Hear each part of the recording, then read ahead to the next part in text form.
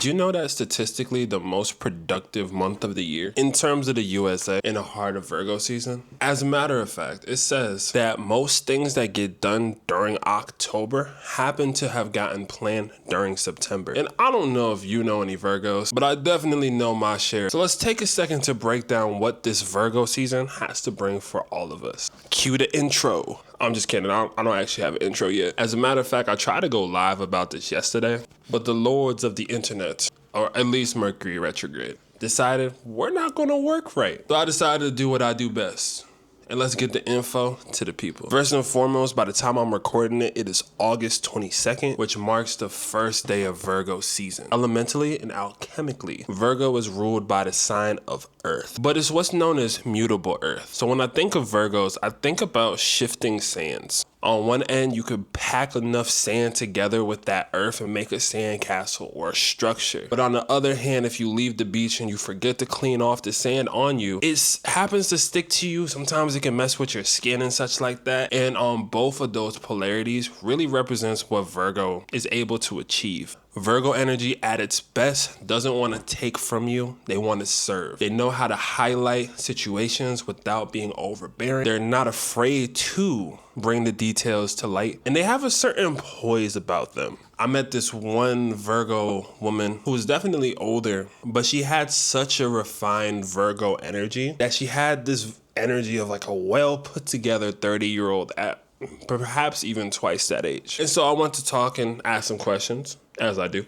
And she was telling me about how important the earth is in terms of nature and the polarity of how we interact with the environment around us. As a matter of fact, this woman was an environmentalist and had a strong focus on making sure that we can survive the world in the grand scheme of things, despite climate change and all the other BS that the world is on. But the most intricate part about that is that she had this innate confidence, not based on something that seemed natural, but on something that seemed like it took a lot of practice to get to and master. And despite how brilliant and lovely this woman was, she still had this level of humility that was endearing in the process. It was almost as if her leading through the example of her Virgoian energy gets everybody put together by showing where they kind of need to step up in their own light. So how does this relate to Virgo season in general? Well, I'm gonna be transparent with you. There's a lot of work to be done, especially with retrograde starting off this Virgo season. We are very much taking a step back to replan, to re-examine, and to reassess how we would like to communicate and get our information across. Another example, I tried to go live last night. Shout out to y'all who ended up popping through. And for some reason, everything wasn't working naturally.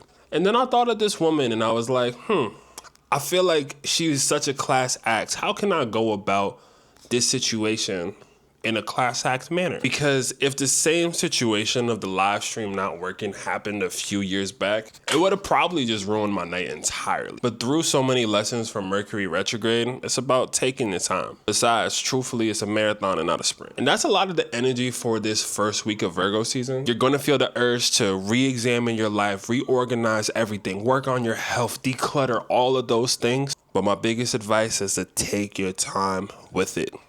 The Virgo season is about knocking things out task by task and not Herculean effort by Herculean effort. Thankfully, on August 28th, we finally get the end of Mercury retrograde, which in my personal opinion has kind of been ruining Leo season. What's also crazy is we had 2 Leo seasons back to back that got dampered down by Venus retrograde and then Mercury retrograde, both in Leo. I think we're entitled to some compensation. Aside from that, the main portion of why Mercury retrograde was happening for us in the first place is because we need change. And what do humans hate most? Change, unless it benefits them. But the change this Mercury retrograde in Virgo and Leo respectively was supposed to push you out your comfort zone. And moving forward from the 28th and beyond, how are you going to incorporate the lessons, the hardships, the mishaps, and the BS that happened throughout the last 3 weeks? Well, good thing that you're going to have to immediately put it into action, because on August 29th, we have Venus going into the sign of Libra. You ever meet somebody who was so lovely or beautiful or had a certain amount of charm and charisma that it almost seemed like they were in a relationship with everyone they met? Like they can meet somebody for the first time and sit next to them and you'll be like, how long have y'all been together for? As they charmingly laugh it off and say, they're just my friend. All the jokes aside, Venus and Libra are some of the most lovely individuals because they understand the value of partnership. And when Venus goes into the sign of Libra for everyone, love, harmony, and dating starts to take more of a centerfold. And yes, I know brat summer may be over, but that doesn't mean cuffing season ain't coming up soon. As Venus does go through Libra though, one of the main things that comes to mind to me is all is fair in love and war. And although everyone loves to attribute Libra to just, oh, they're so pretty, which I mean, they are, to be honest. Let's be real. Libra is also about that smoke. So if you are facing imbalances in your relationship, this Venus and Libra is going to come through and course correct that. This isn't to be afraid of, but just start approaching the world with a little more riz, for lack of better words. Everyone likes to talk about being very demure and mindful. Ain't nobody want to talk about Venus and Libra, huh? Anyway, this is going to be really leading us into better relationship dynamics, love prospects, and most importantly, how do you find the center within you so you can meld to the center with somebody else? I don't think there's any way I can make that not sound a little, so I'm going to just keep going. If y'all are still here and rocking with me, make sure you leave a like and comment. For those who are looking for a reading from me, I'm going to be resuming my readings from August 28th and beyond with brand new services that are catered directly to the people based off of y'all feedback over the last 5 years and more. I've been in between a lot of projects this summer, but I'm really excited to bring more of this YouTube to the core audience of y'all. I'll still be providing my new moon and full moon ceremonies that are live, but despite my fear of making a YouTube video, this has been kind of fun so far. Where's the wood at? I need to knock on something. Ah, crap, where'd it go? I guess that counts. I should clean it before a Virgo sees. Yeah, I'm gonna do that. Moving forward, we have to understand that, hey, it's the first of the month. Now we're moving on to September 1st, where you gotta wake up. It's the first of the month. This day is interesting because we have Pluto, the planet of death, resurrection, and rebirth, going back into the sign of Capricorn. I've talked about this in full extent in my Pluto and Aquarius video, in case y'all want a blast from the past on how all this is working. I ain't gonna front, your boy was cooking, as I am now. And speaking of cooking, Uranus just stationed retrograde in Taurus. These are longer transits that are happening, but the main thing I want to get across to y'all is that it's time to get serious about your long-term goals. It's time to take those eureka moments seriously. Not everyone gets a blast of epiphany like you might be getting. And what's it about Virgo season that makes it different from the rest? Being actionable. As Pluto and Capricorn comes back for the last time, we're going to be thinking back all the way to 2008 and how the different life structures that we have been experiencing since then. For context, think when Obama first got elected to now. How much has the world changed? How differently do we view power structures and authorities? How different is the world of working since that time frame? And most importantly, how has that shown up in your life?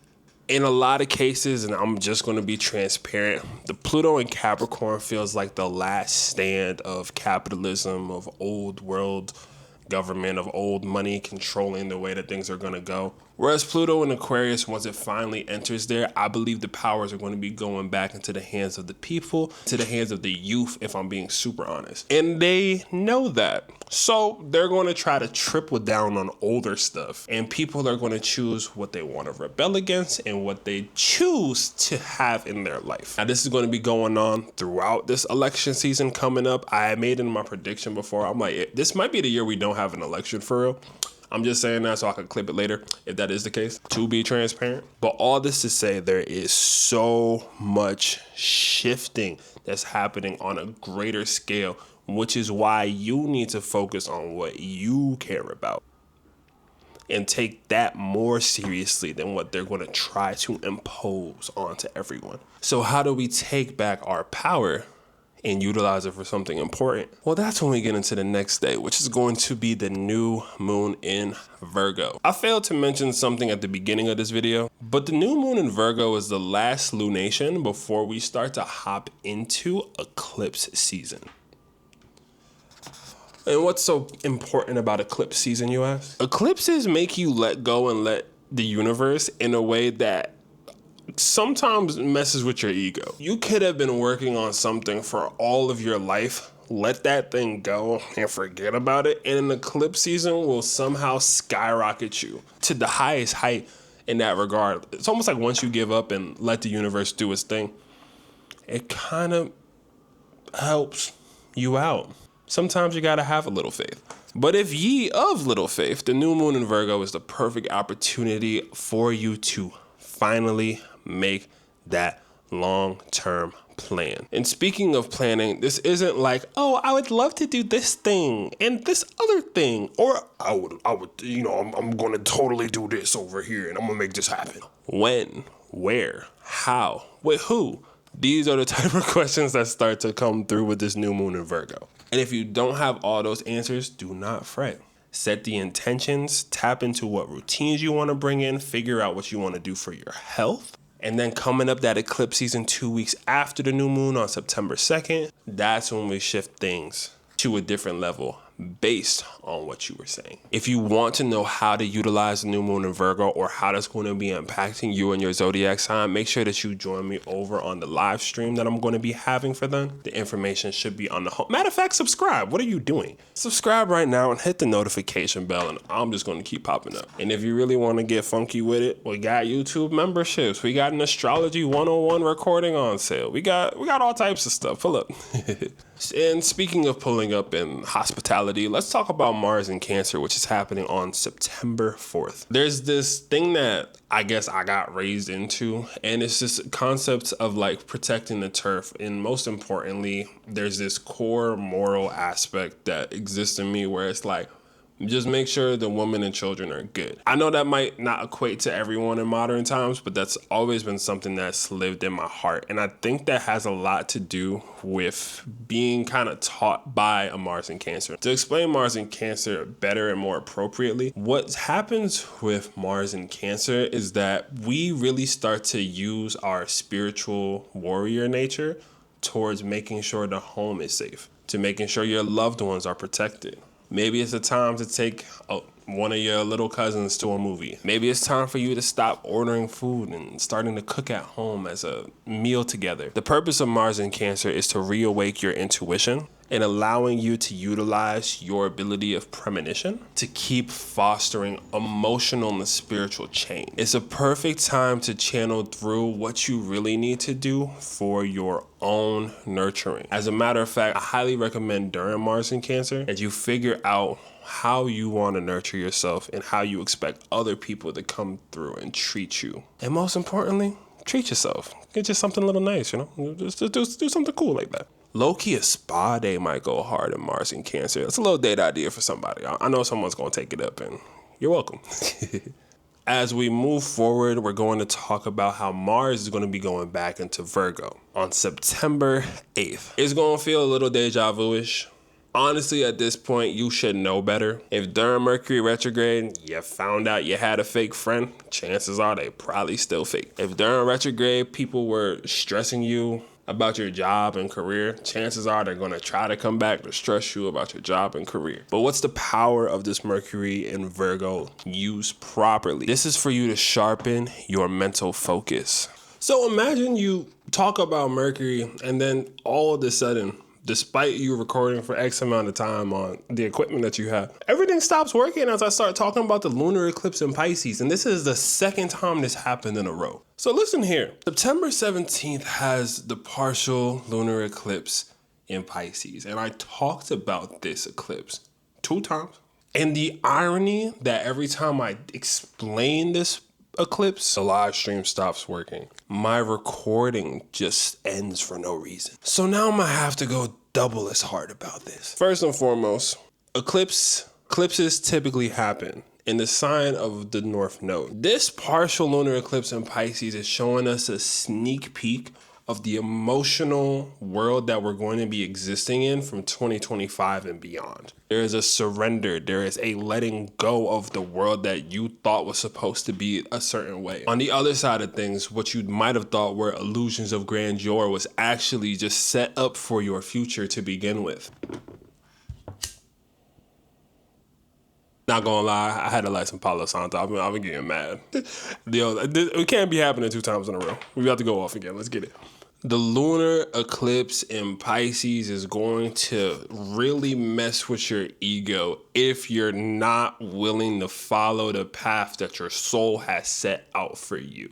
If you don't know the path of your soul, if you don't even know what I'm talking about, make sure you check out my North Node in Astrology video, because I break down eclipses, your North Node, and how to navigate pretty much all of them to a certain extent. And although this full moon is technically in Pisces and not in Aries, again, sneak peek time. Are you ready to purge and renew? Emotions are going to be running high during this time frame. I'll also be explaining it in my live stream by the time we get closer to there. But this lunar eclipse in Pisces wants people to really dive back into the core part of their souls versus the work of the ego that has been going through, especially with the North Node in Aries. So although we're still redefining who we are and as well as how we partner with people, this aspect is bringing us to a different spiritual octave and note, especially because we still have Neptune in Pisces, which is making it's why everything is the way it is, honestly. Neptune and Pisces is the reason why when you wake up, and I'm gonna open my phone right now. I'm gonna see how fast it takes for me to find something terrible in the world. Let's see.